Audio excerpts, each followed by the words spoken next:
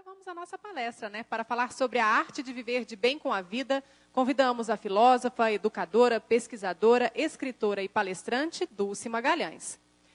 Dulce Magalhães é PhD em Filosofia, com foco em Planejamento de Carreira pela Universidade Columbia, Estados Unidos, mestre em Comunicação Empresarial pela Universidade de Londres, pós-graduada em Marketing pela ESPM de São Paulo e especialista em Educação de Adultos pelas Universidades de Roma e Oxford.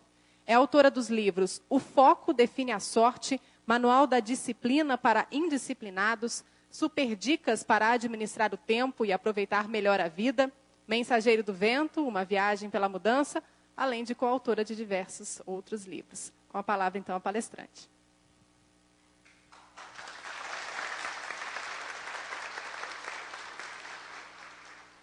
Oi, pessoal, boa tarde. Bom, nós vamos hoje falar da arte de viver de bem com a vida. Essa é uma palestra que eu aprecio muito porque justamente é para a gente ficar de bem com a vida. E eu quero começar essa palestra resgatando algo que eu sei que vocês já conhecem, mas que pode nos dar aqui uma boa base sobre o que é este estar de bem com a vida. É de uma pesquisa feita na Universidade de Los Angeles na década de 70, que traz o impacto da comunicação. A gente até já fez essa brincadeira aqui com vocês, mas eu vou pedir para vocês revisitarem esta ideia.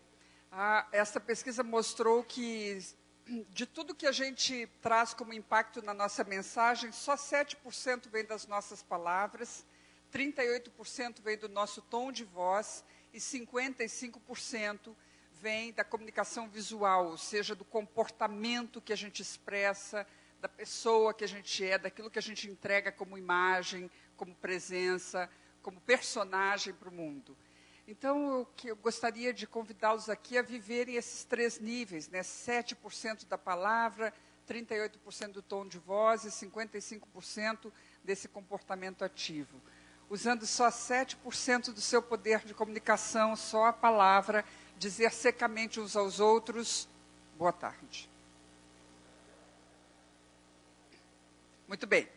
Vamos acrescentar poder nessa mensagem, aumentar o impacto desse discurso, né? Um boa tarde é um discurso, colocando 38% a mais de poder nisso, e aí colocando tom de voz, com um sorriso na voz, dizendo uns aos outros, boa tarde.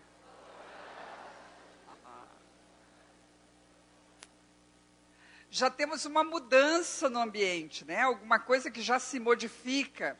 Só que até aqui não usamos nem metade do nosso poder.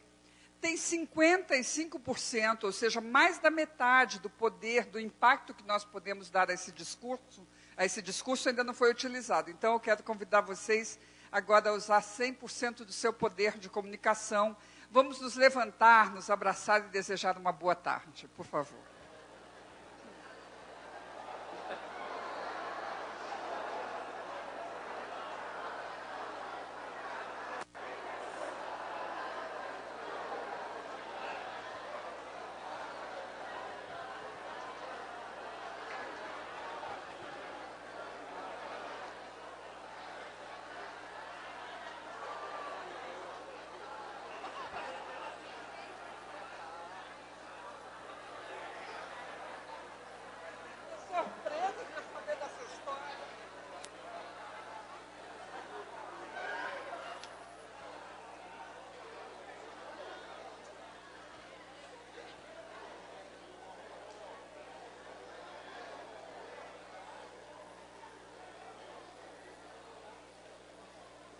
Mas deve ter muita gente com perfil político nessa plateia. Não, é interessante que do primeiro boa tarde, ninguém saiu por aí dizendo boa tarde para todo mundo. E nesse terceiro boa tarde, você cumprimentou pelo menos mais de uma pessoa sem que eu pedisse. Mas teve gente que se animou tanto que saiu em campanha, né? Cumprimentando todo mundo. Esta é a grande questão de estar de bem com a vida. O que é que me faz fazer mais e fazer melhor e ainda me divertir com a experiência? Como é que eu posso entregar mais de mim, entregar algo melhor e isso ser divertido para a minha vida? Esta é a grande questão do campo da vocação. como é que nós gerenciamos os nossos dons, como é que nós entregamos os nossos talentos. Aqui nós temos que entender como é que nós aprendemos a ver o mundo.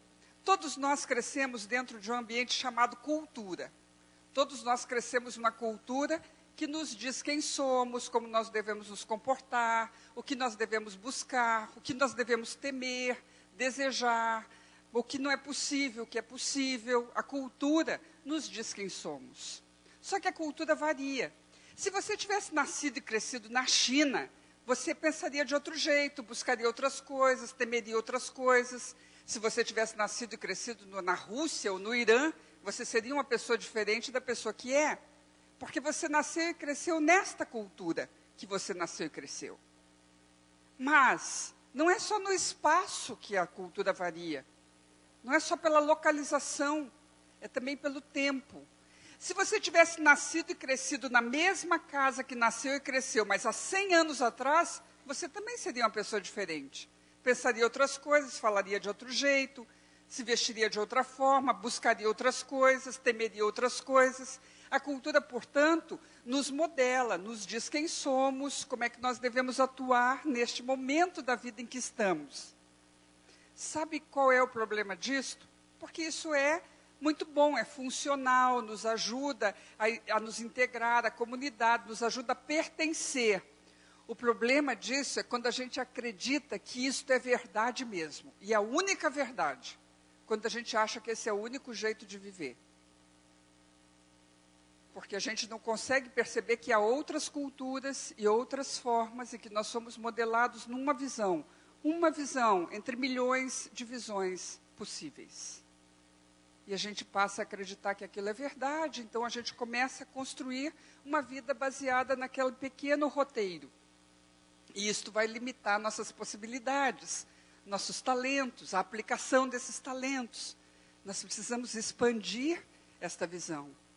Mas nós adquirimos esse olhar da cultura. Adquirimos o olhar da cultura através de um processo chamado formação.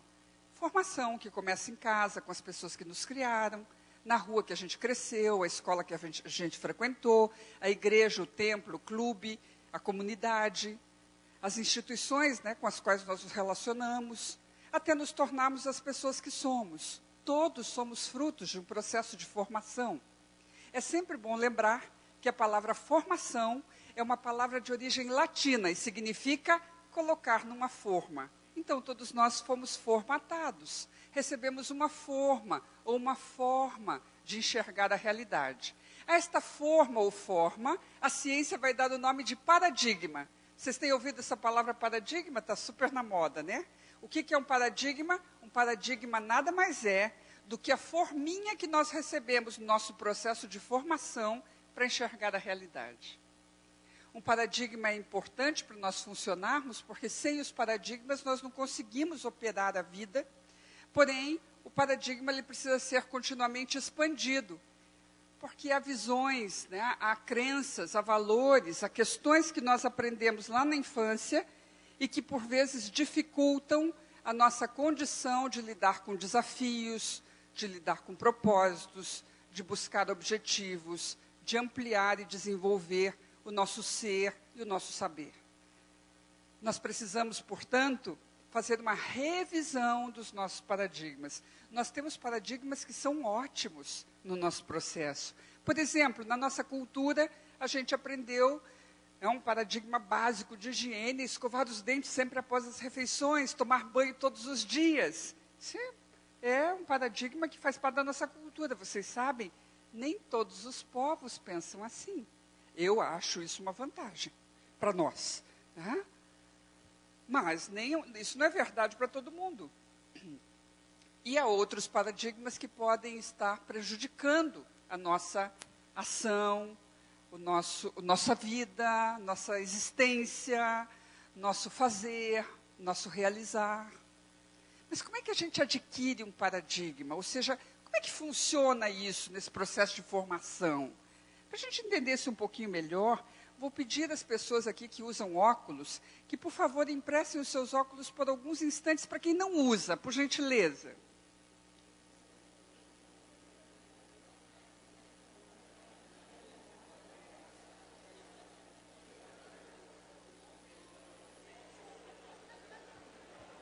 Ok. Podem devolver os óculos para as pessoas, para os colegas poderem acompanhar a palestra, né?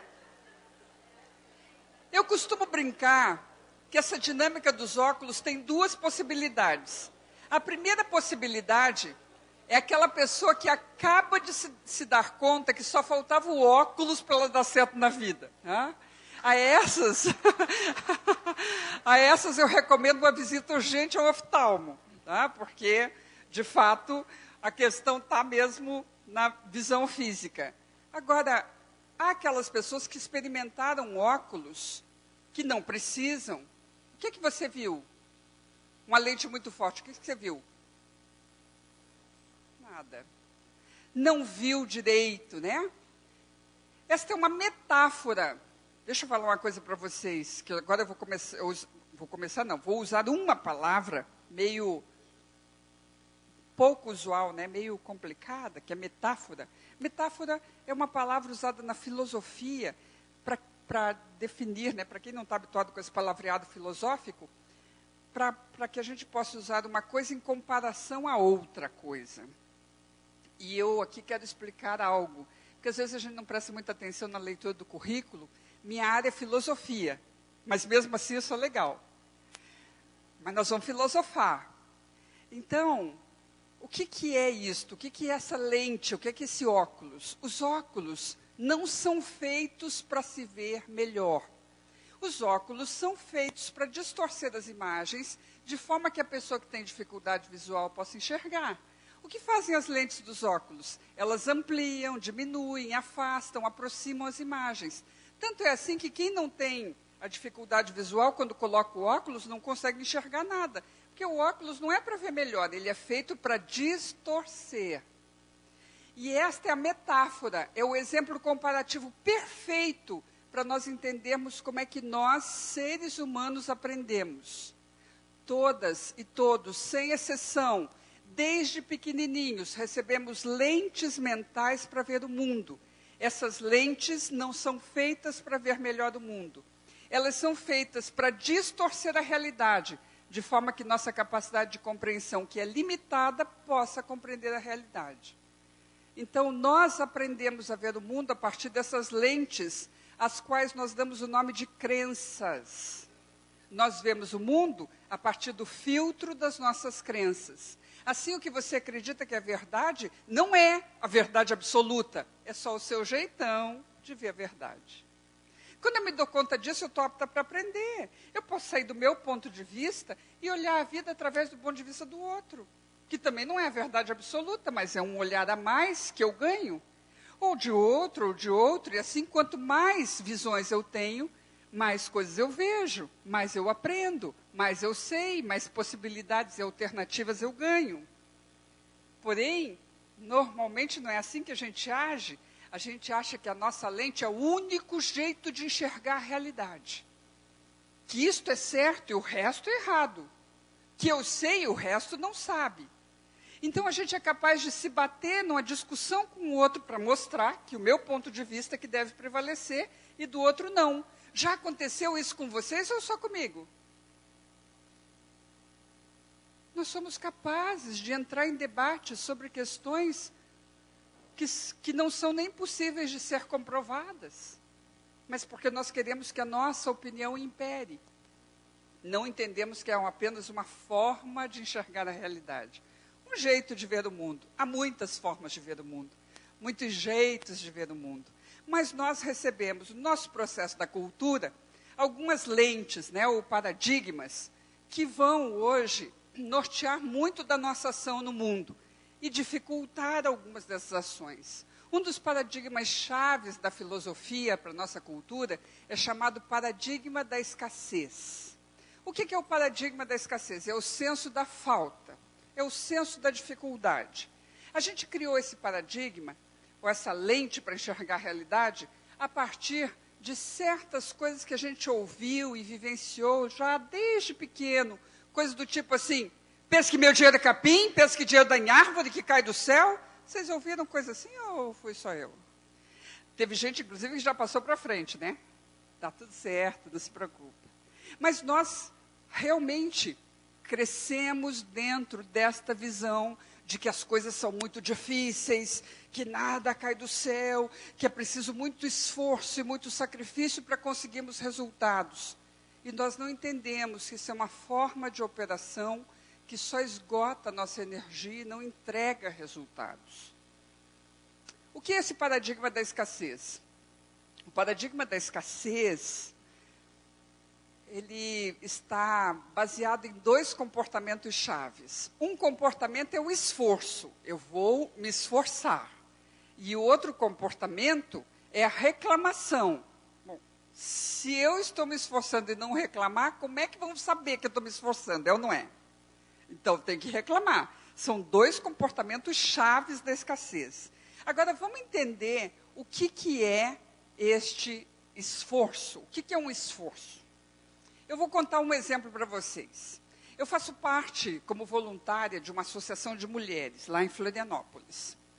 E eu tenho uma amiga que faz parte da associação e que numa noite, né, a gente tinha reunião, ela foi contar o que ela fez para a associação naquele dia. E ela começou a conversa assim, ai, você já sabe que vem uma desgraceira depois disso, não é? E assim, com esse nível de drama, ela disse, ai, hoje eu fui ao banco, aí eu tive que entrar na fila até a gerente me atender, aí quando a gerente me atendeu, faltou um documento, eu tive que voltar para o escritório, que fica ao lado do banco. Eu tive que voltar para o escritório, aí eu liguei para Brasília, não tinha documento, eu liguei para o Rio de Janeiro, não tinha documento, eu liguei para Porto Alegre, consegui o documento, aí voltei no banco, enfrentei a fila de novo, mas está aqui, ó, o que a gente precisava está aqui. Do ponto de vista prático, ela foi 2 vezes ao banco e fez 3 ligações, certo? Mas de um ponto de vista emocional, ela escalou o Everest, ela cruzou os Andes, ela fez o caminho de Santiago 3 vezes. De um ponto de vista emocional, aquilo foi uma epopeia. O que é o esforço? O esforço não é o trabalho, o esforço não é o empenho, o esforço não é energia empregada, o esforço não é sequer o resultado que nós estamos entregando. O esforço é o peso emocional que a gente coloca sobre tudo isto. É aquilo que nos pesa, é aquilo que a gente acha difícil, é aquilo que é duro, porque tem a ver com os processos pelos quais nós aprendemos a ver a realidade. Se nós não colocarmos esforço, não tem valor. Nós aprendemos a ver assim. As coisas que têm valor só vêm do esforço. A gente aprendeu que tem que se sacrificar para conseguir bons resultados, porque todo mundo sabe o que vem fácil. Viu? Estamos bem treinados no paradigma, bem treinados, sabemos na ponta da língua. E a questão é a seguinte, a gente se torna melhor naquilo que treina mais. Estamos bem treinados no paradigma da escassez, acreditamos na dificuldade, acreditamos na falta, acreditamos que não temos as condições, o tempo, o talento ou os recursos necessários para realizarmos o que precisamos. Acreditamos porque aprendemos a acreditar nisso. Só que é sempre tempo de aprender algo diferente. Por isso existe um processo humano chamado educação. Educação é o processo pelo qual nós ampliamos nossa consciência e podemos nos libertar de modelos limitados das nossas visões de mundo, porque verdadeiramente mudar de mundo é mudar de olhar. Então, sermos capazes de sair dessa esfera do esforço. E o outro comportamento básico da escassez é a reclamação. A reclamação que faz parte do nosso modelo cultural, até das relações, o script cultural. O roteiro que a gente usa para puxar conversa com desconhecido. Tem um desconhecido, você vai, sei lá, pegar um elevador, ou vai, entra numa sala de espera, está esperando, não sabe o que dizer, você diz assim, puxa, mas que calor, hein? Reclamando. Em Palmas. Mas vai ver, o cara não gosta de calor mesmo, né? Aí ele vai lá para a Serra Gaúcha, que está nevando agora. Ele está na mesma situação, numa sala de espera, né? Com um desconhecido, ele vai dizer, mas que frio, hein? Para puxar assunto, ele vai reclamar. Nós não percebemos que nós reclamamos o tempo todo. Nós reclamamos mentalmente, nós reclamamos com o outro, nós reclamamos das coisas, porque faz parte do nosso script. Por que nós reclamamos? Uma boa história contada por Luiz Maris, que é um grande palestrante. Ele diz que toda quarta-feira, sempre que possível, ele ia tomar café da tarde com a sua avó, durante todo o tempo que ela foi viva. E, numa dessas visitas, a avó perguntou para ele: "E aí, Luizinho, como estão as coisas?" Ele disse: "Avó, está tudo bem, mas eu tenho viajado muito, ficado muito tempo longe de casa, longe da família, muito tempo em hotel. Eu tenho me sentido tão sozinho, vó." "Ai, Luizinho, então para com isso, que família é muito importante." "Mas, vó, eu adoro o que eu faço, eu adoro fazer palestra, encontrar as pessoas, contar as coisas que eu sei." "Ai, Luizinho, então continua." "Mas, vó, a Cristiane está até reclamando que ela está criando os meninos sozinha. Esse semestre não fui nenhuma vez na escola dos meninos."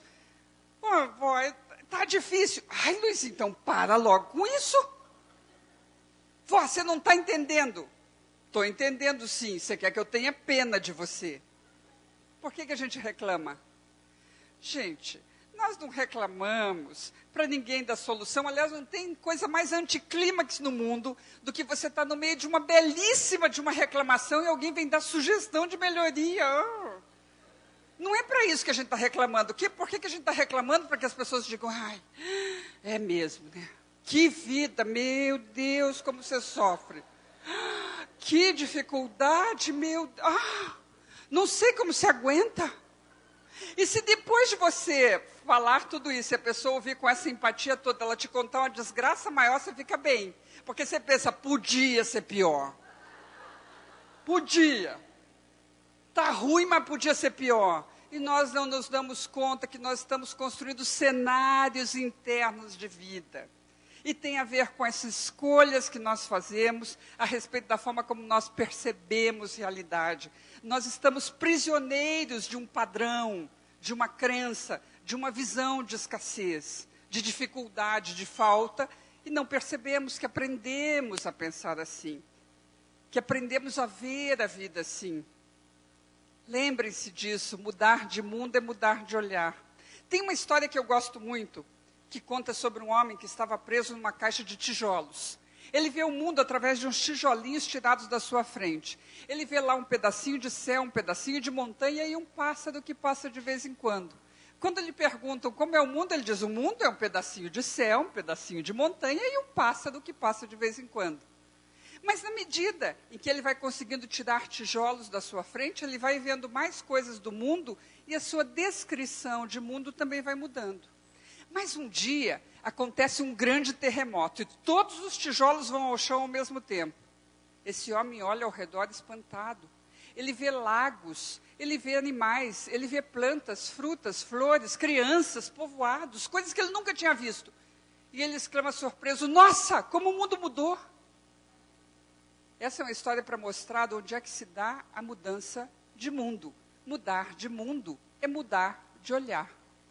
As possibilidades estão todas presentes, mas a gente só vive aquelas que a gente enxerga. Assim, o processo de expandir o olhar, ou seja, esse processo de educação, e neste momento deste programa, nesse instante, se inicia uma nova trajetória educacional, para a gente olhar para a vida e perceber quais são os benefícios de estar na vida. Perceber essa ponte existencial, esse espaço de passagem que é aqui para aproveitarmos e desfrutarmos. Aproveitem bem esta caminhada, aproveitem bem esses encontros, se apropriem da condição de expandir o seu olhar e ver coisas que você não estava vendo, e escolher coisas que não estava escolhendo e fazer coisas que não estava fazendo. É para isso que serve o processo da educação. Mas, mais que isto, como é que esta coisa do paradigma, da crença, da visão que a gente tem, influencia na nossa performance, no nosso comportamento-chave, na nossa forma de levar a vida? Bom, para a gente entender isto, eu preciso de uma pessoa como voluntária. Quem poderia ser voluntário?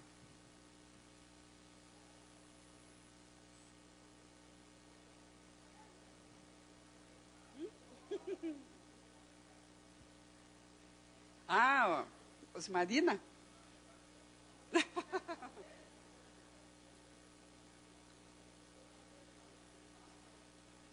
Não vai ter mico, Osmarina, fica tranquila.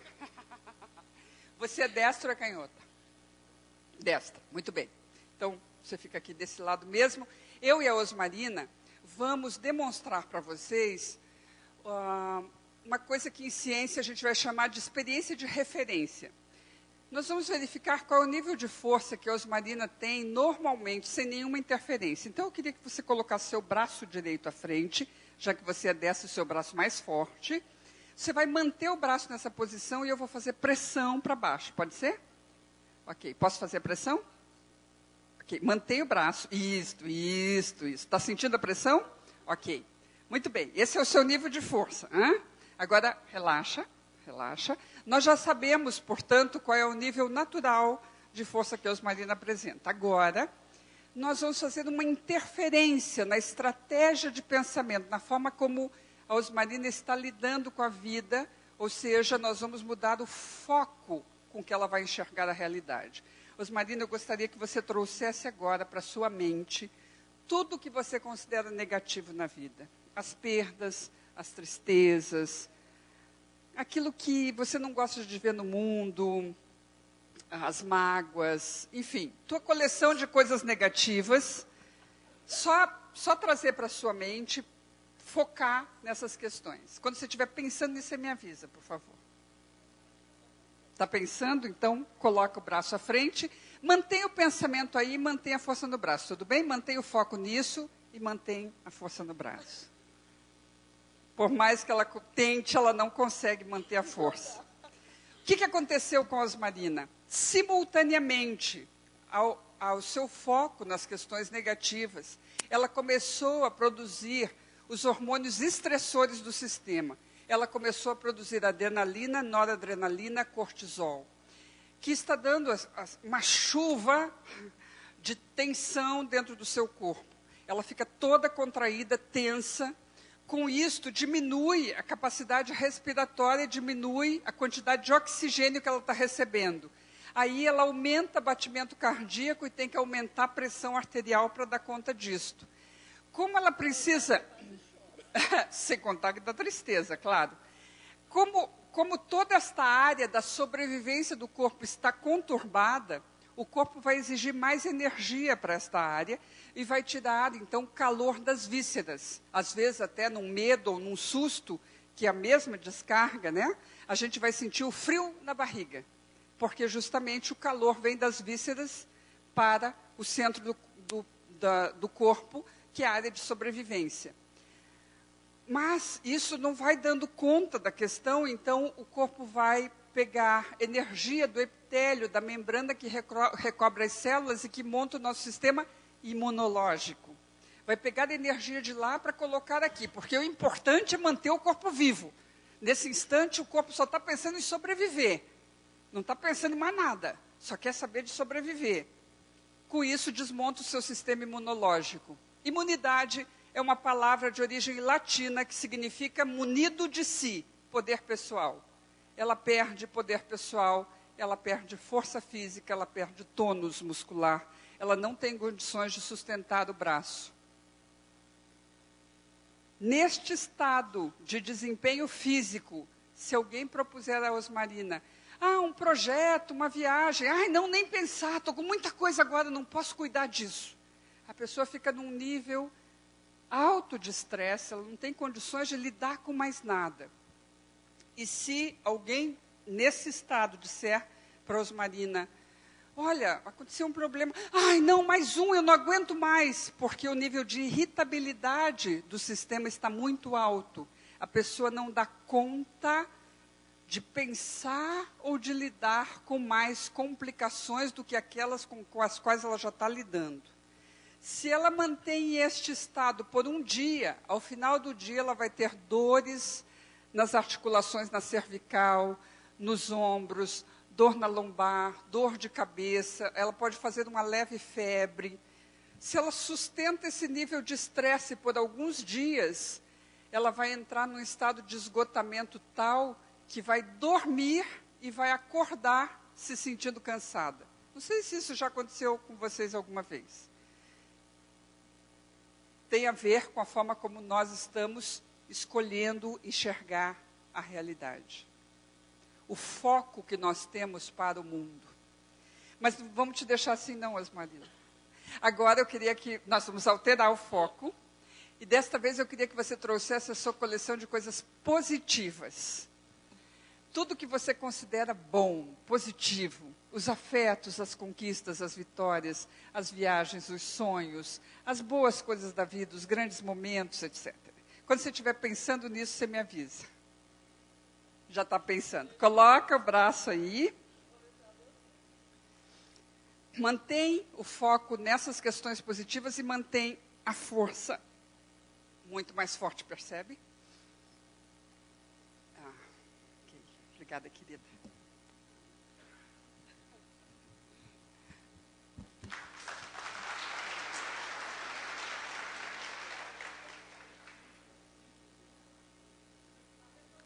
Obrigada por ter sido voluntária, Marina.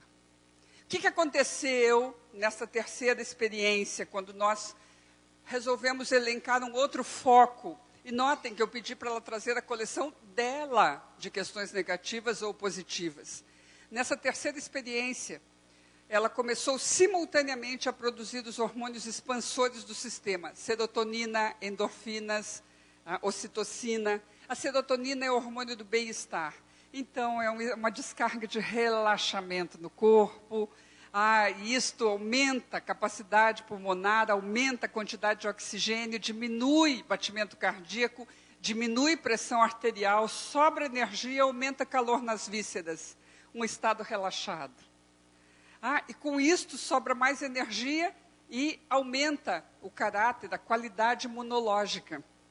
Aumenta, portanto, a imunidade. Aumenta o poder pessoal, aumenta a força física, inclusive, aumenta o tônus muscular. Nos sentimos mais fortes. As endorfinas são analgésicos e anestésicos naturais. Com as endorfinas, nós recebemos uma belíssima descarga de analgésicos e anestésicos. E onde está doendo, para de doer, onde está inflamado, começa a curar. O corpo, então, começa a se restaurar. E a ocitocina aumenta a nossa visão. A gente recebe literalmente mais luz. A gente consegue enxergar melhor, a gente vê mais oportunidades, a gente vê mais soluções. Neste estado físico, a gente tem energia sobrando. A imunidade está alta, estamos menos vulneráveis a dores e doenças. Temos energia de expansão. E se alguém falar, olha, um projeto, uma viagem, estou dentro, manda para mim, quero saber, estou afim, quero participar. E se alguém disser um problema, não tem problema, a gente resolve, tudo a gente dá jeito, não se preocupa. Porque o indivíduo tem mais energia do que precisa para sobreviver. Assim, quando a gente vai entrar nessa questão da arte de viver de bem com a vida, nós temos que entender que somos nós os autores da realidade interna.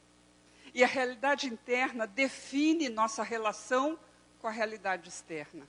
Nós só entramos em contato com a realidade que nós somos capazes de processar. Que nós somos capazes de vislumbrar, de perceber. Por isso, mudar de mundo é mudar de olhar. Mudar o nosso foco, perceber diferente.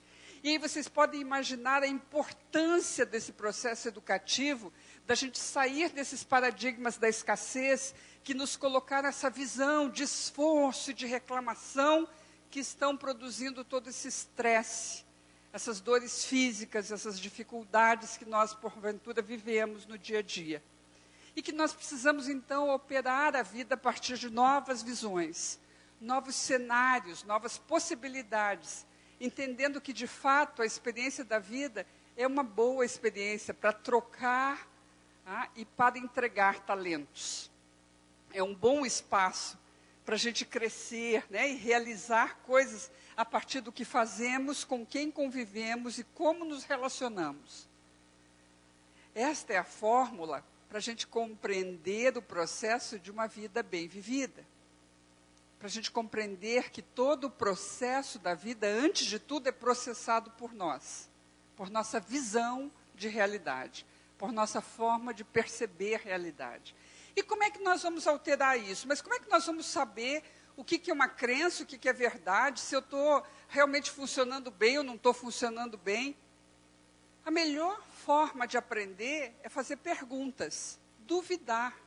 Se você está achando que alguma coisa está difícil, não fique repetindo, mas é muito difícil.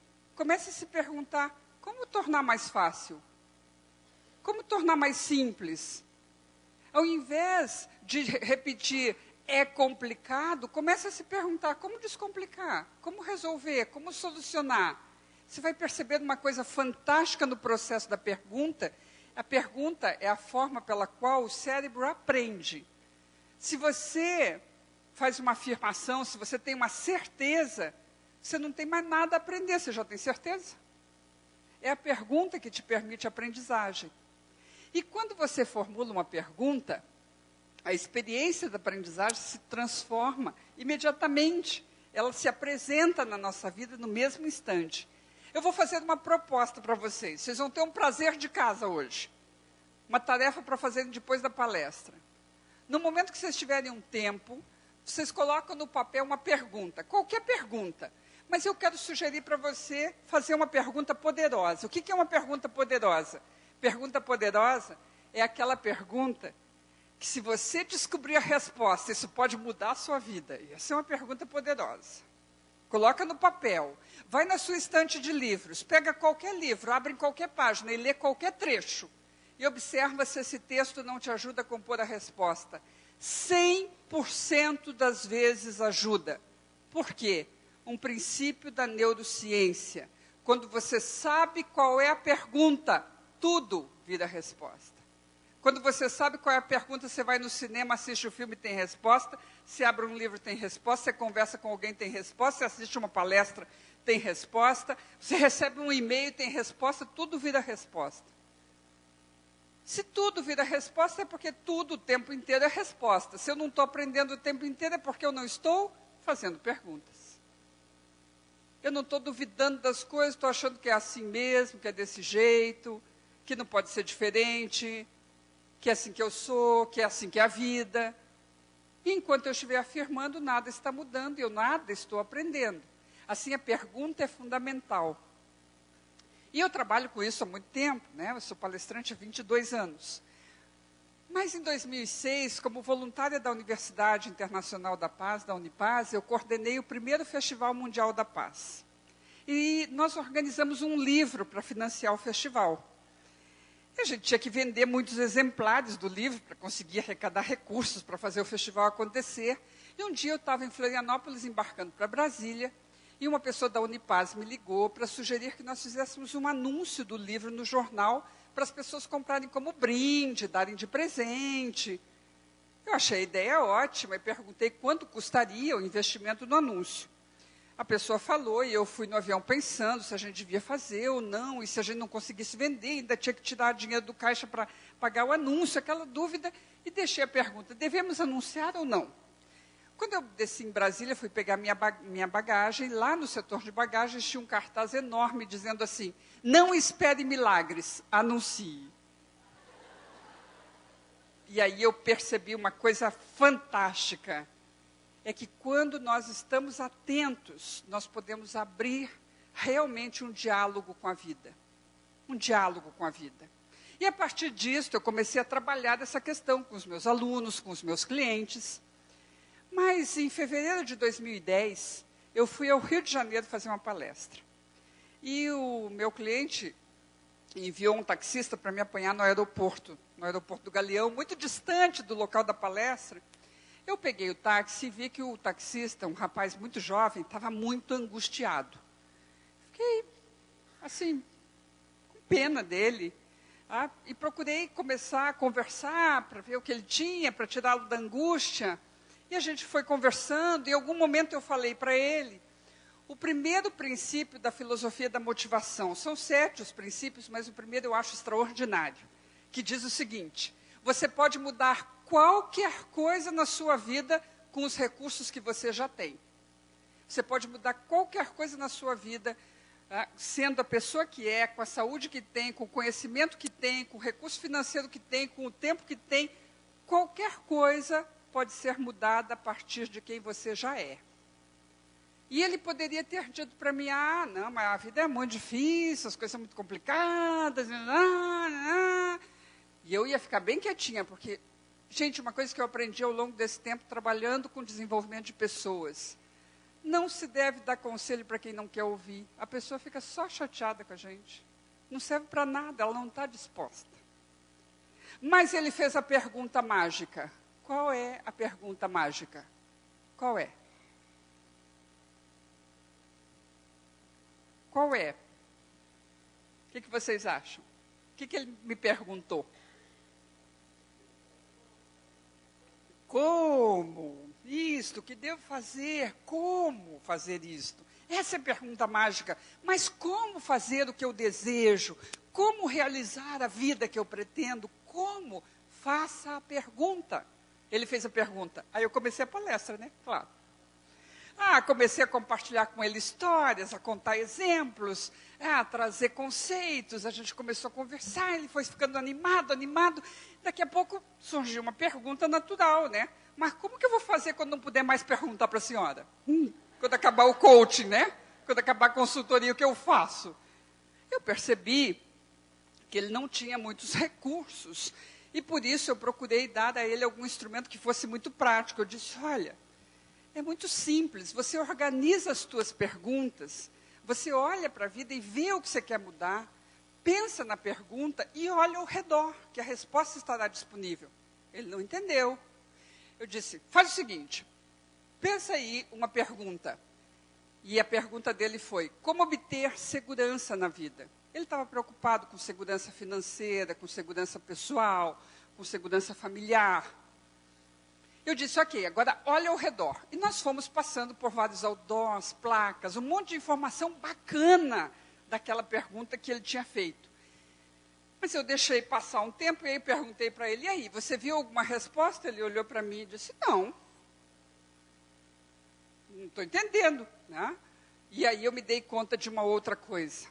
Assim como nós temos que ir para a escola para aprender o abecedário, para conseguir fazer a leitura, né, através daqueles símbolos, juntando letras, juntando símbolos para aquilo ter algum significado, nós também precisamos de uma alfabetização da consciência, para a gente ver os sinais da vida, para a gente compreender a trajetória da caminhada e entender o que aquilo quer dizer para nós. Nós precisamos de uma alfabetização da nossa consciência. Então eu disse para ele, ok, a próxima placa que nós encontrarmos, nós vamos trabalhar essa placa juntos. Neste momento, nós chegamos na guarita do local onde ia acontecer a palestra. E nesta guarita tinha uma placa. E esta placa tinha 4 informações. A primeira informação dizia o seguinte, atenção, atenção. Um estado de presença, saia da distração, para de repetir as coisas como piloto automático. Acorda, desperta, estado atento, estado acordado, estado presente. Eu estou aqui. Eu não estou aqui só fazendo o corpo presente, eu estou aqui. Este é o lugar onde eu estou. Esta é a minha vida e este é meu momento. Atenção! A primeira informação da placa. Atenção! A segunda informação dizia o seguinte, apague os faróis externos. Apague os faróis externos e para de olhar para fora, achando que é alguém que vai resolver a sua vida. Apague os faróis externos e para de olhar para fora, achando que é alguém que é culpado pelo que está acontecendo. Ou alguém é o herói para resolver a situação. Apague o farol externo e para de procurar fora o que só pode ser encontrado dentro. O Roberto Crema, o atual reitor da Unipaz, ele costuma dizer uma coisa que sempre me toca muito. Nós somos as pessoas por quem estávamos esperando. Nós somos as pessoas. A gente quer que o mundo mude, que as coisas se tornem melhores. Você acha que tem coisas que podem melhorar? Que o mundo pode ser um lugar melhor, que deve ser mais pacífico, mais próspero, mais justo? Então você é a melhor pessoa para fazer isso acontecer. Você vai dizer, mas Dulce, eu não sei fazer. É claro que não. Ninguém sabe. Se soubesse, já estava feito. A questão não é a nossa ignorância ou o nosso saber. A questão é a nossa percepção. Nós todos crescemos a partir da ignorância. Nós todos vivemos a partir da ignorância. Nada nos impediu, nenhuma ignorância nos impediu de chegar no ponto em que nós chegamos, de fazer o que fazemos, de viver o que vivemos. Não foi impeditivo. Agora, a nossa percepção, sim, o que eu não vejo, o que eu não enxergo, o que eu não percebo, o que eu não desejo, o que eu não sonho. Quando eu sonho, percebo, desejo, quando eu percebo que uma mudança pode ser feita, é porque eu sou a pessoa mais preparada para fazer essa mudança. Eu já tenho a percepção, o resto é só aprender. Aí fica fácil. Mas sem a percepção, nada acontece. Apague os faróis externos. Segunda informação da placa. Terceira informação da placa. Acenda a luz interna, não é o máximo? Acenda a luz interna, coloque luz sobre você. Perceba quais são os seus talentos, suas habilidades, quais são os seus dons, qual é o seu propósito na vida, qual é a sua vocação, por que você está onde está, com quem você está, o que você pretende fazer com isso. Acenda a sua luz interna. Também dê uma olhada onde estão as suas limitações, suas dores, suas dificuldades. Onde é que você não está conseguindo viver a vida plenamente? Acenda a luz interna. E olhe para o seu processo. Perceba quem você é, em que ponto você está. Como é que você se comporta em relação aos seus propósitos, sonhos e esperanças de vida. E a quarta informação da placa dizia o seguinte: identifique-se, meu Deus, a placa mais sábia do mundo. Identifique-se, saiba quem você é. Saiba quem é você entre todas as coisas que te disseram que você poderia ser. Perguntaram a Fernando Pessoa, esse grande poeta português, afinal, quem é você? Ele respondeu com a lucidez que só poeta tem. Ele disse, eu sou algo entre aquilo que eu quis ser e aquilo que quiseram fazer de mim. E quem de nós não é isso? Todos nós somos algo entre aquilo que queremos ser e aquilo que quiseram que a gente fosse. Sabe qual é o paradoxo, a contradição da mudança? É que a gente tem que mudar para ser quem é, para parar de ser quem não é. Nós precisamos mudar, alterar a fórmula interna de percepção. Identifique-se, saiba quem é você. Saiba qual é o seu propósito de vida. Saiba qual é a sua medicina. Dentro das tradições e muitas culturas ao redor do planeta, a gente vai olhar a vocação e esses povos vão dizer, toda vocação é uma medicina. Cada ser humano é um remédio para a humanidade. Todos nós temos uma medicina. Todos nós temos dons e talentos que são um remédio para toda a humanidade. Identifique-se. Que medicina é você? Que remédio você veio entregar? O que é que você veio transformar no mundo? Como é que você veio contribuir com o grande cenário da humanidade? Como é que você veio fazer para que a sua passagem não seja vazia de significado? Qual é o propósito, a grande tarefa da sua existência? Porque a humanidade, a natureza, ela nunca desperdiça energia. A natureza trouxe toda a humanidade que está presente, porque todos são absolutamente indispensáveis. Se não fôssemos todos valiosos, a natureza só traria um. Para que tanto desperdício? Traria um. A consciência evolui e está tudo certo. Cada um de nós faz parte da construção dessa consciência maior. Portanto, identifique-se.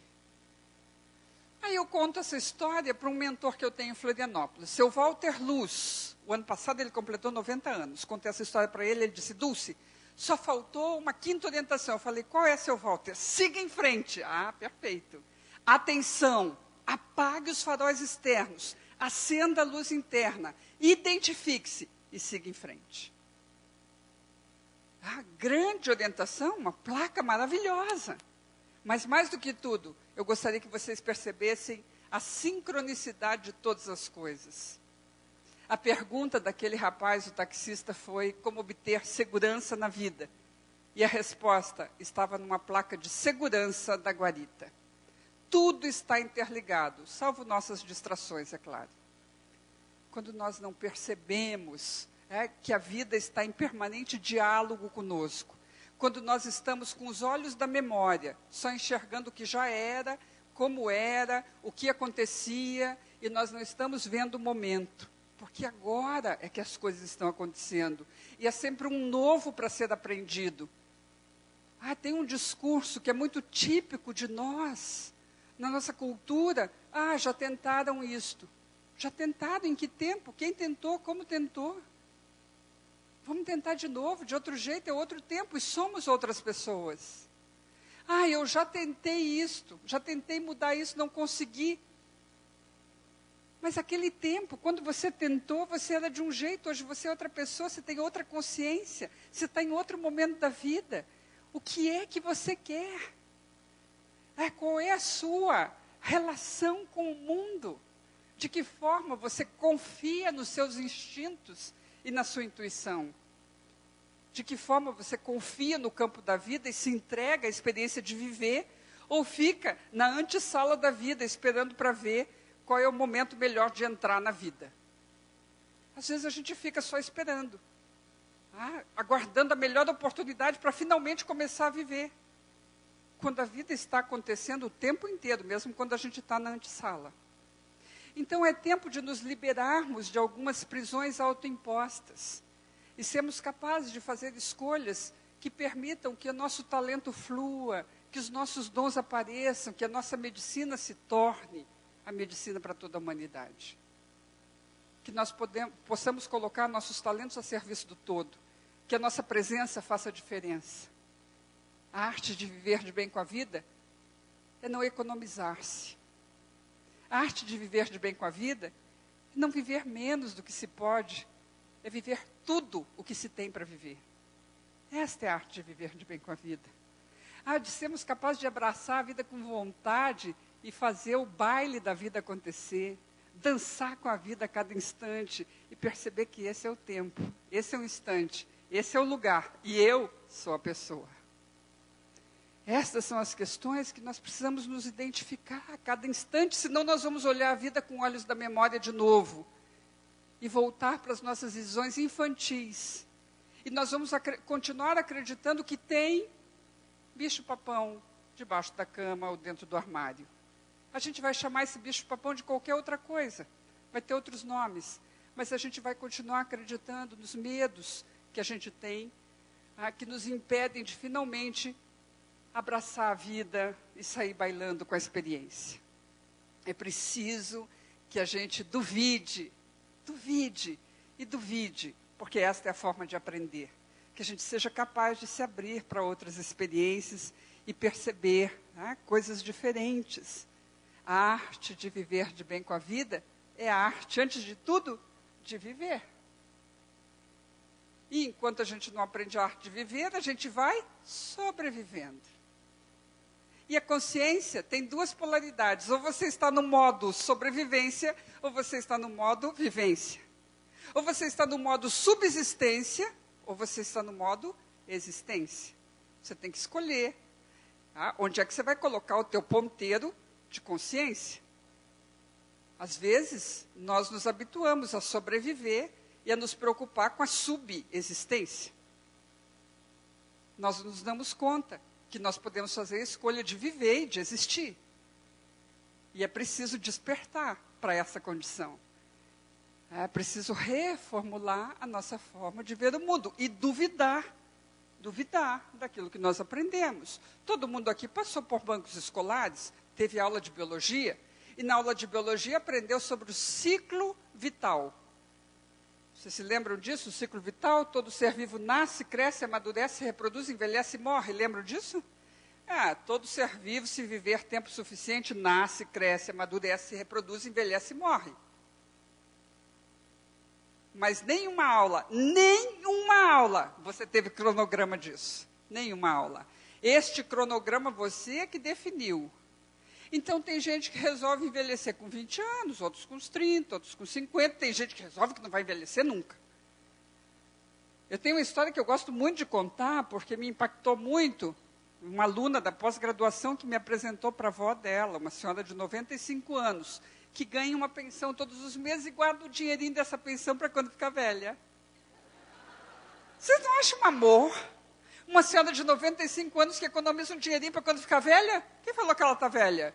Que cientista provou em laboratório? Quando é que Moisés desceu com as tábuas da lei e disse, agora você vai envelhecer? Nenhuma situação nos é imposta desta forma. Isto é autodeterminado. Fui fazer uma entrevista com o senhor, seu Antônio, em Brasília, 93 anos. Na semana anterior ele estava com gripe, de cama. Mas quando eu cheguei ele estava bem. Por educação perguntei, e aí, seu Antônio, como ficou a gripe? Ele disse, estou bem melhor, estou ótimo já. Mas eu fiquei preocupado, viu? Foi uma gripe tão forte, imagina se dá no idoso. 93 anos, ele preocupado que o idoso tivesse a gripe que ele teve. Ele não é idoso. Para ele está tudo bem, ele dá conta.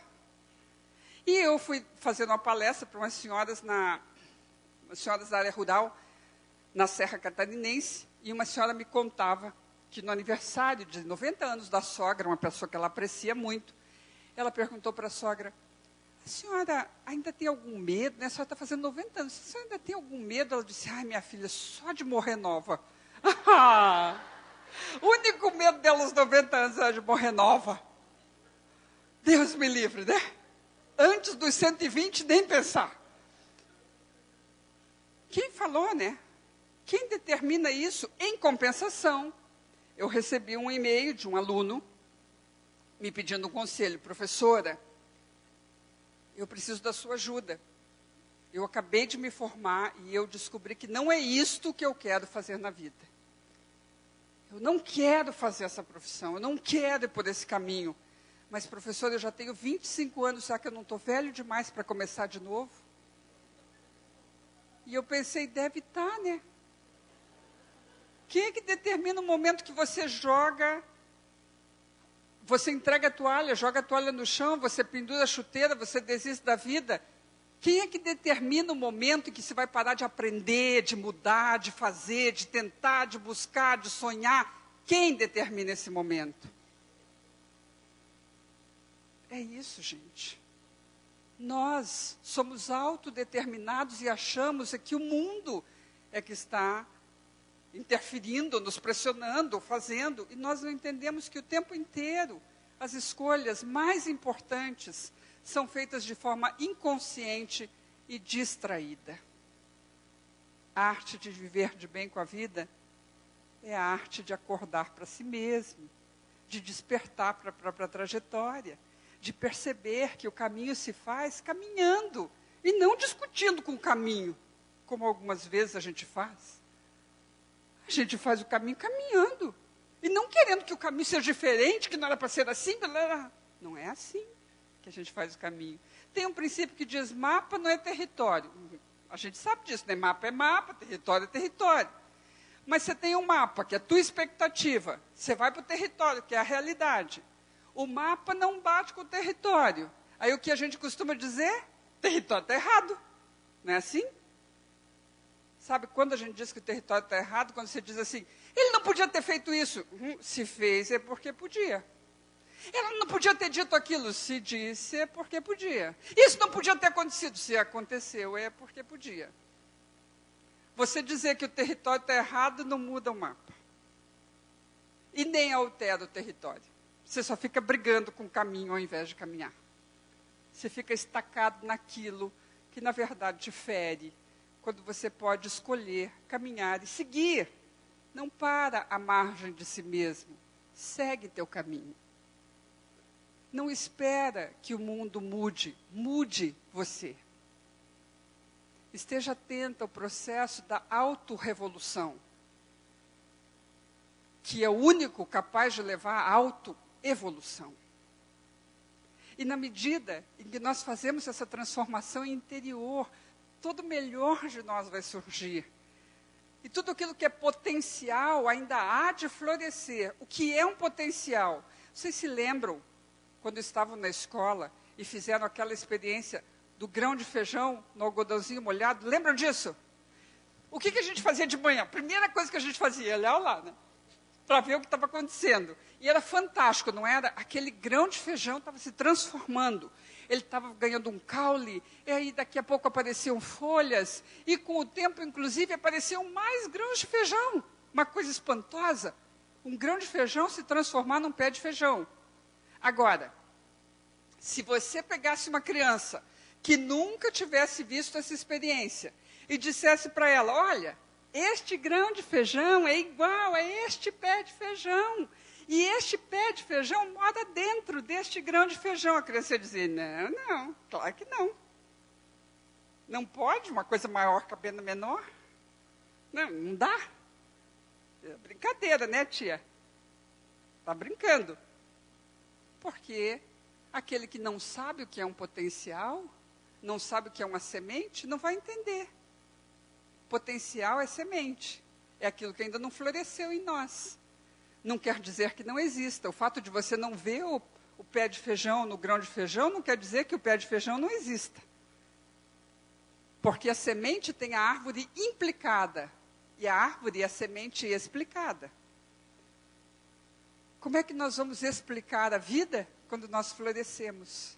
A diferença entre nós e um grão de feijão é porque um grão de feijão só pode se transformar num pé de feijão, mas em nós habitam florestas. Nós somos capazes de florescer em muitas coisas. Nós temos talentos ocultos até para nós. Temos coisas que nós ainda não descobrimos, que não apreciamos, lugares que não visitamos, pessoas que não conhecemos, experiências que ainda não vivemos, coisas que nós nem sabemos que existe, que podemos descobrir. Tem tanta coisa nesse mundão para a gente ver e para a gente fazer. Tem tanta floresta para florescer em nós. Tanta flor para aparecer. Tanto fruto para a gente colher. E a gente fica, às vezes, lamentando. E tem gente, então, com tudo isso acontecendo no mundo, que está entediado. Pensa.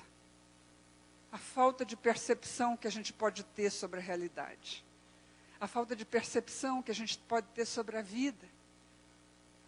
E talvez algumas pessoas possam pensar, por exemplo, que o tempo da aposentadoria é o começo do fim, o declínio, a passagem para um tempo de queda, a inatividade, o fim das possibilidades.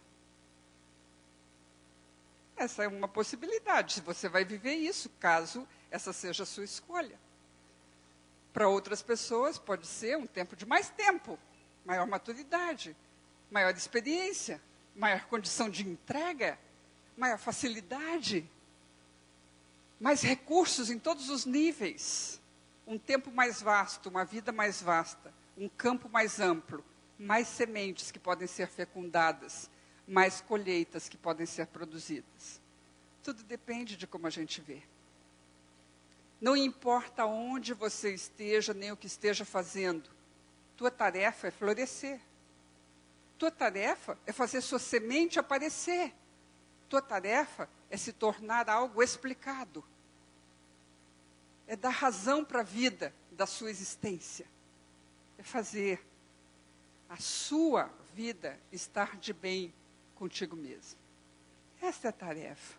Mas a gente vai ter que sair desses estados de escassez, duvidar dessa coisa do esforço, duvidar dessa coisa da reclamação, sair do script e começar a realmente gerenciar nossa visão de mundo para outras questões.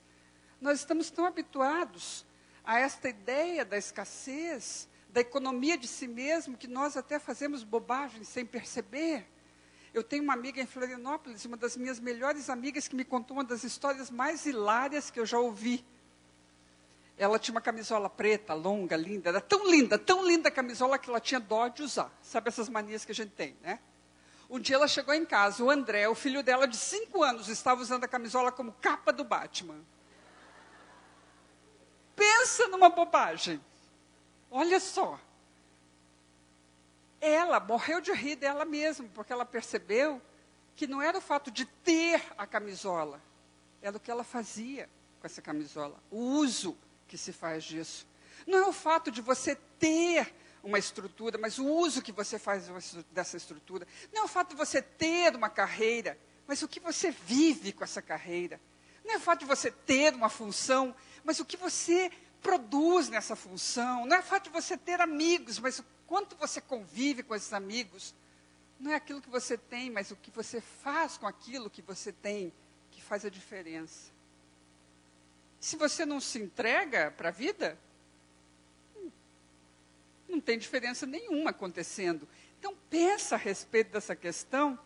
Uma aluna me contava sobre isso quando fazia um treinamento de gestão do tempo. Ela ficou muito impactada com essas visões e ela disse, ai, Dulce, sabe que aconteceu uma coisa comigo? Meu tio morreu e eu fui ajudar a tia a empacotar as coisas do tio. Cheguei lá, tinha um monte de meia do tio furado, usado até acabar.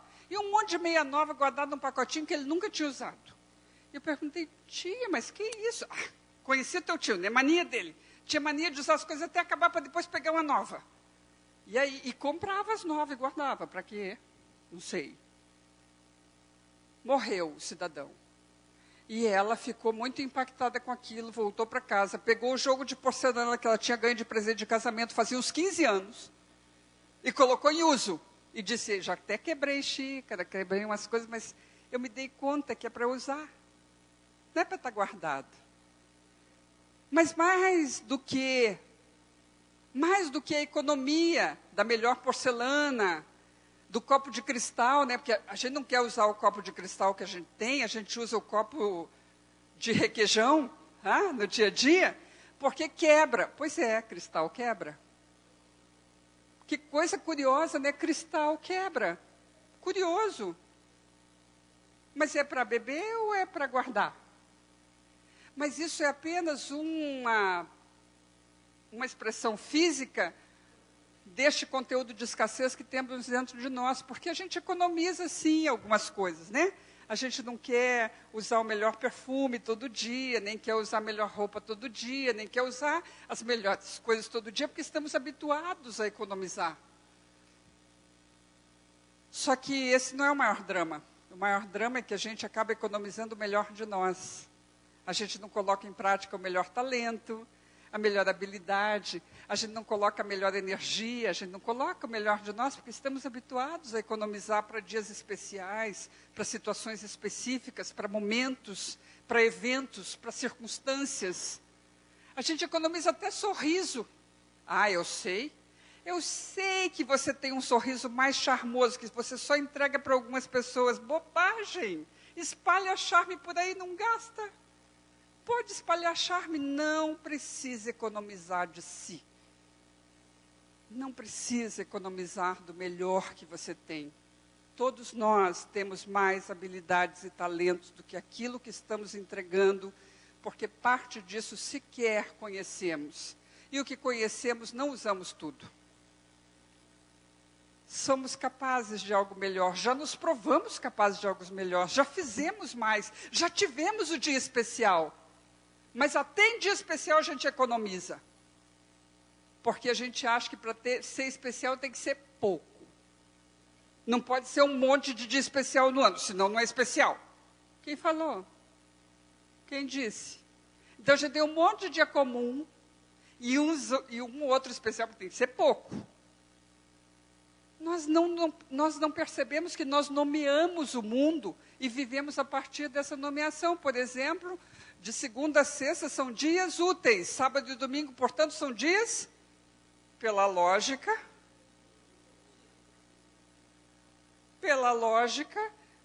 é dia inútil. Quem falou? Que dia dá para você desperdiçar? Que dia dá para você jogar fora? Que dia você joga fora? Quantas vezes você joga horas fora? Quantas vezes você já ficou torcendo para que o tempo passe logo? Vocês sabem qual é o ponto final do tempo? Uma coisa chamada morte, que, claro, acomete a todos nós, aos felizes e aos infelizes. Aqueles que fazem e aqueles que desistem, aqueles que buscam e aqueles que não buscam. O tempo passa para todos, indiferentemente. O tempo não tem critério. O tempo não faz pausa para você descobrir, afinal, como é que você vai viver. O tempo não faz pausa. O tempo corre para todos nós o tempo todo. A diferença, portanto, que nós temos não é o tempo que passa. A diferença é o que nós fazemos nesse tempo que passa. Essa é a grande questão, essa é a grande pergunta, e essa é a grande entrega que nós temos a fazer para a vida. Até aqui, gente, estamos juntos? Isso tudo tem sentido para vocês?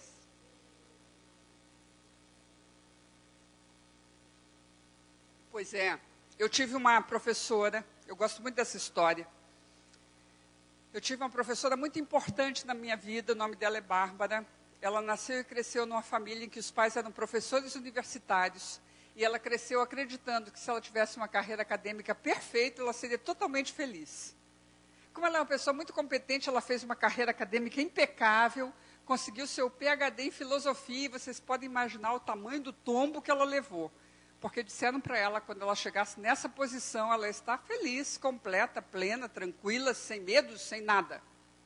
E quando ela chegou nessa posição, ela não estava feliz, não estava completa, não estava plena, estava cheia de medo e todas as angústias estavam lá. Então a Bárbara entrou em depressão. Pensando sobre a depressão da Bárbara, eu criei uma tese sobre o que é depressão. Depressão é o seguinte, gente. Depressão é quando a gente recebe um plano A para a vida, a gente faz tudo que nos ensinaram, do jeitinho que nos ensinaram, o plano A não funciona e a gente não tem um plano B. Isso é depressão. Depressão é não saber o que fazer da vida quando o plano original não deu certo, quando a gente não está feliz com aquilo que disseram que a gente deveria estar feliz.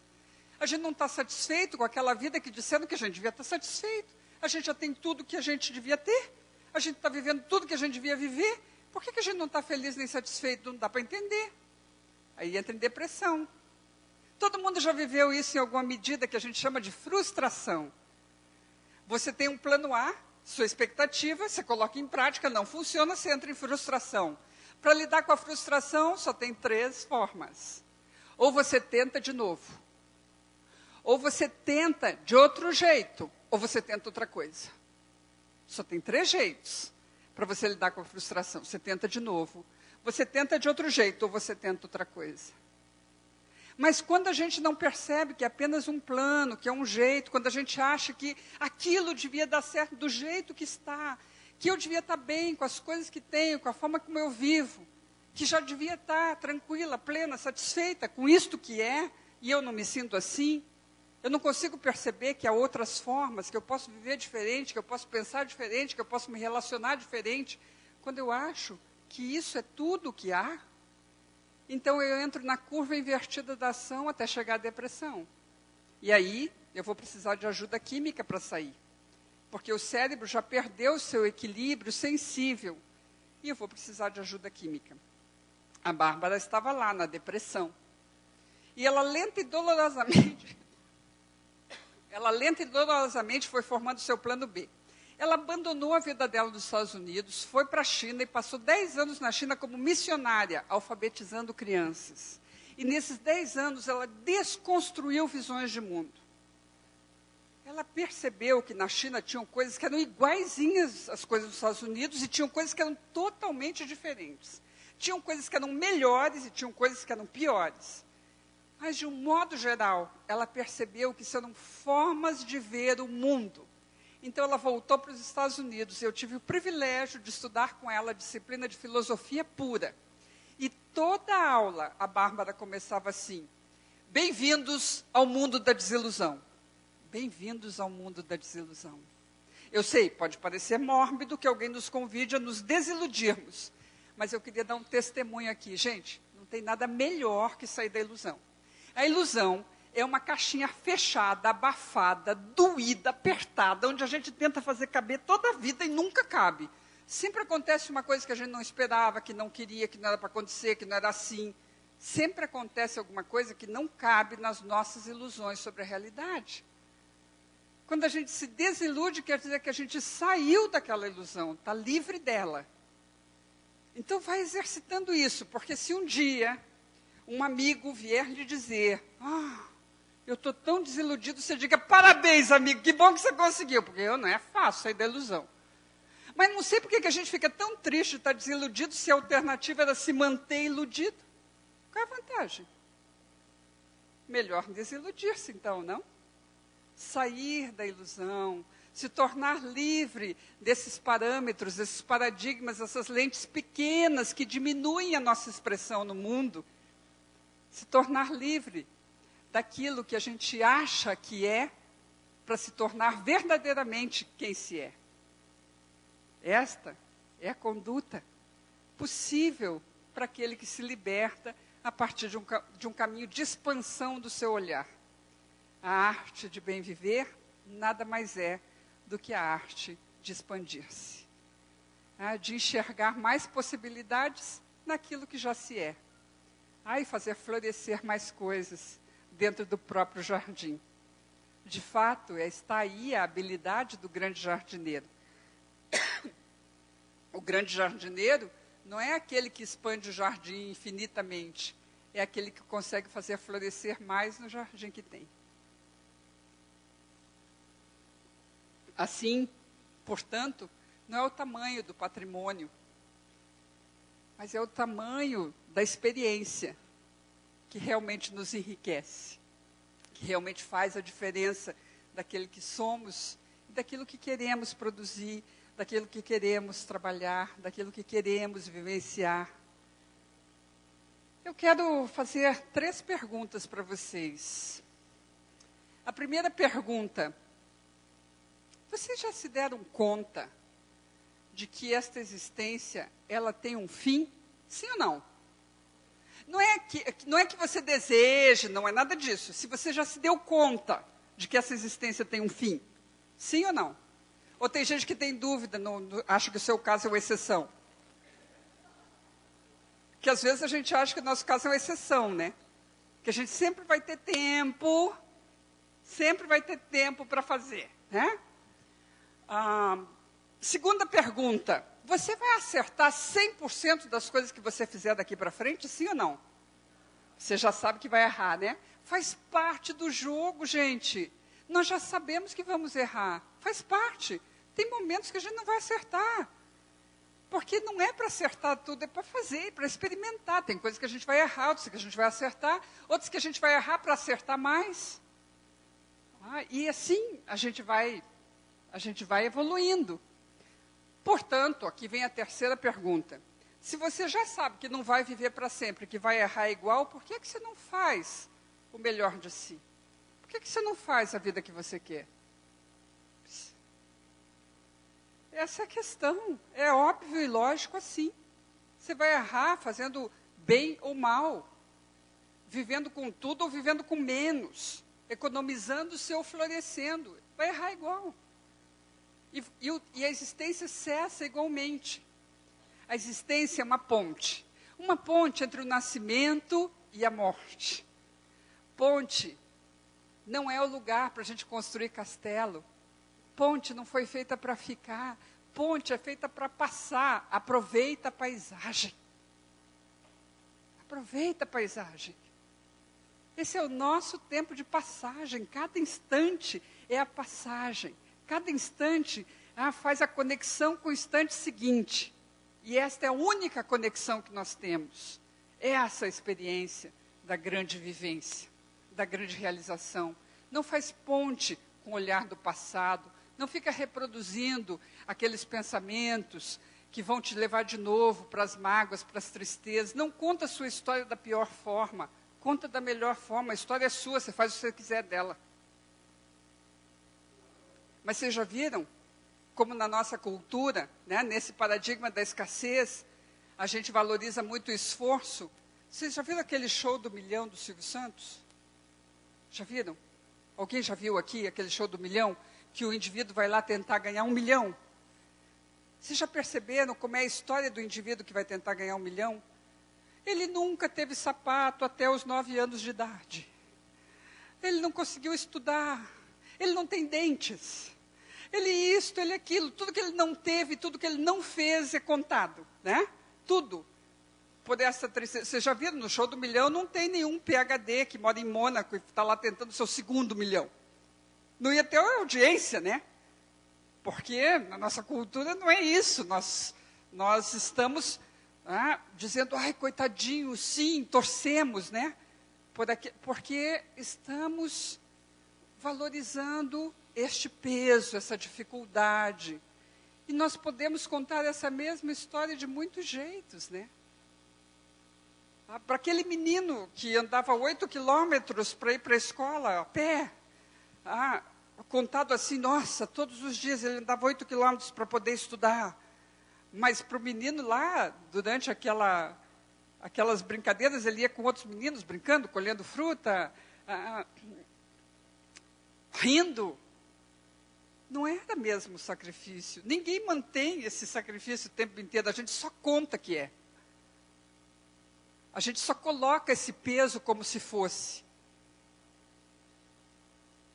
E a gente não se dá conta que isso está criando pesos para a nossa realidade. Pensa em alguma coisa, uma situação em que alguém te magoou. Pode pensar, pode lembrar de uma situação que alguém te magoou? Pensa numa situação, pensou? Bom, quantas vezes essa situação específica aconteceu? Uma vez, certo? Quantas vezes você já pensou nela? 1.000, 10.000, 100.000 vezes. E toda vez que você pensa, você se sente mal de novo, é ou não é? O cérebro humano não diferencia imaginário de real. Aquilo que a gente imagina funciona como realidade. Querem ver um exemplo? Vocês conhecem esse exemplo? Foi dado por cientistas na década de 80, mas eu gostaria que vocês vivenciassem esse exemplo de novo, para a gente perceber como funciona. Fechem os olhos. Viajem comigo na imaginação. Pensem no limão. Pensar no limão, ok. Agora corta esse limão ao meio. Cortaram? Ótimo. Agora pega essa metade de limão e cortem ao meio de novo. Cortaram? Excelente. Agora pega esse quarto de limão e coloquem na boca. Deem uma grande mordida e sintam o suco do limão se espalhando pela boca. Sentiram? Muito bem. Pelas caretas de alguns, percebi que seu limão estava ácido, hein? Azedo. A pergunta é, esse limão é de verdade, sim ou não? Como é que o filósofo responderia essa pergunta? Depende de que limão nós estamos falando. Um limão físico não é de verdade, não. Um limão mental é de verdade, sim. Você se imaginou mordendo um limão, você produziu saliva, que é um efeito físico, concreto, frente a um estímulo totalmente ficcional, imaginário, não existe fisicamente. Mas o cérebro produz o resultado independente de ser verdade física ou concreta ou não. Tem gente que se arrepiou. E gente que está sentindo o sabor metálico que o limão deixa na boca. Porque para o cérebro, tanto faz se é de verdade ou não. Então, toda vez que você pensa numa mágoa, você revive aquela sensação, você produz aqueles hormônios, você se sente mal de novo. Quem faz mais mal para você?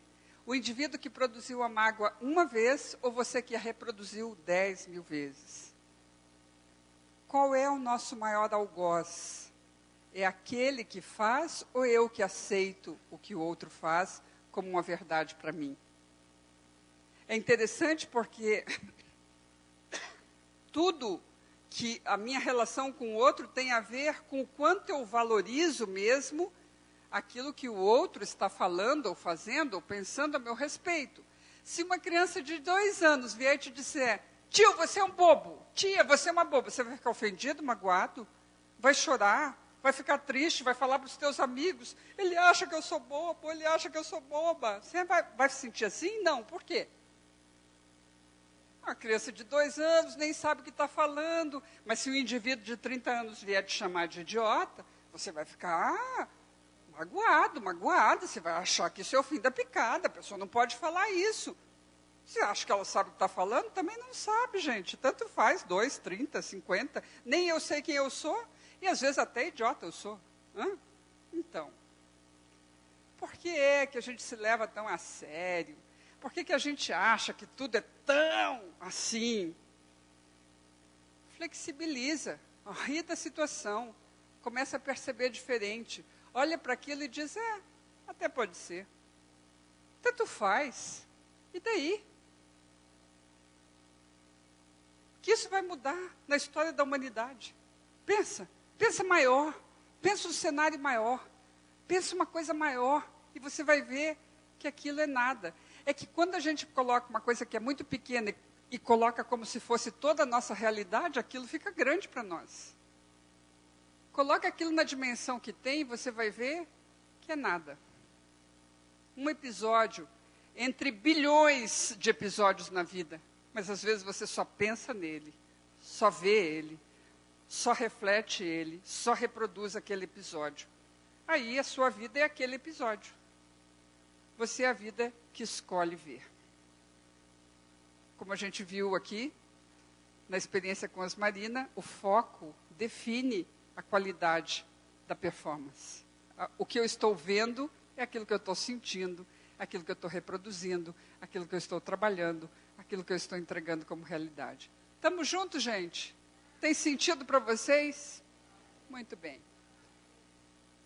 Olha só, esta palestra é a arte de viver de bem com a vida. Vocês já estão mais dispostos a fazer pazes com a vida? Eu fico feliz. Fico muito feliz com isso. E eu quero contar para a gente começar a encerrar, tá? Fechar os nossos círculos aqui. Quero contar uma pequena história para vocês. A história da Daniela, uma cliente minha, a Dani, e da sua filha Isabela, de 5 anos, a Belinha. A Belinha, me conta a Dani, andava muito mal criada. A Dani, que a cria, estava achando ela muito mal criada, entenderam?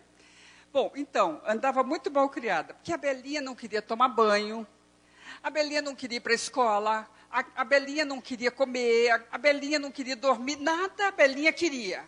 Aí a Dani perguntou, minha filha, por que você anda tão mal criada? E a Belinha respondeu para ela, mãe, você acha justo uma filha só ver a mãe na hora de dormir? Ela levou um impacto com aquilo, resolveu reorganizar os seus horários, chegar mais tarde na empresa, ficar de manhã com a filha. Então, passou uma semana fazendo isso e a Belinha ficou uma flor, um doce, um amor super querida. E a Dani, como é uma pessoa, uma líder, uma pessoa que sabe da importância de dar um bom feedback, e especialmente coletivo, ela resolveu que no sábado, quando estaria reunido todos os avós, os tios, toda a família, ela ia elogiar a Belinha para fazer com que esse comportamento se mantivesse bom. E aí, assim fez. No sábado, estava todo mundo lá, um momento de silêncio, a Dani disse, Belinha, minha filha, eu queria lhe dizer que essa semana o seu comportamento foi maravilhoso, minha filha, sensacional, você está de parabéns. E a Belinha olhou para ela e disse, mãe, você não tem que ver o meu comportamento essa semana, você tem que ver o seu comportamento essa semana. A Belinha só tem 5 anos, mas ela já sabe que comportamento gera comportamento. E eu quero aproveitar essa história para dar uma sugestão para vocês. É só uma sugestão. Você usa se quiser ou não. Fica a seu critério. A sugestão é a seguinte. Se você achar que a sua vida anda muito mal criada com você, que a sua vida anda te trazendo muita confusão, problema, dor, circunstância, evento, acidente, tragédia, que a sua vida anda muito mal criada com você, minha sugestão é passe mais tempo com a vida. Leve a vida para passear, tome café da manhã com a vida, convide a vida para ir ao cinema na quarta-feira à noite. Saia com a vida aos sábados, passe as manhãs de domingo com a vida. Convide a vida para almoçar de vez em quando, faça um agrado para a vida, dê um presentinho. Faça o bolinho especial que a vida adora, enfim, capricha na relação com a vida. Passa mais tempo com a vida. E não se espante se a vida ficar um amor, uma flor querida, maravilhosa, um doce. Porque a vida, como tudo mais, só responde ao nosso comportamento.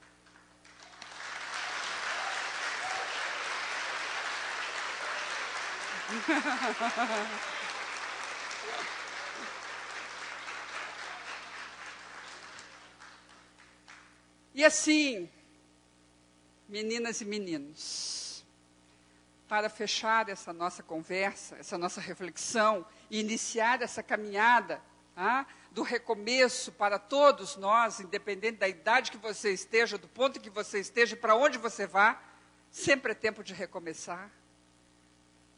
eu quero agradecer profundamente a oportunidade da entrega da experiência de estarmos aqui juntos. Eu desejo sinceramente que você tenha um comportamento exemplar, para que a vida lhe seja exemplar. E quem sabe a gente ainda volta a se encontrar, né? Porque de vez em quando eu estou por aqui e a gente ainda vai comemorar essa jornada muito bem feita. Por enquanto, muita gratidão.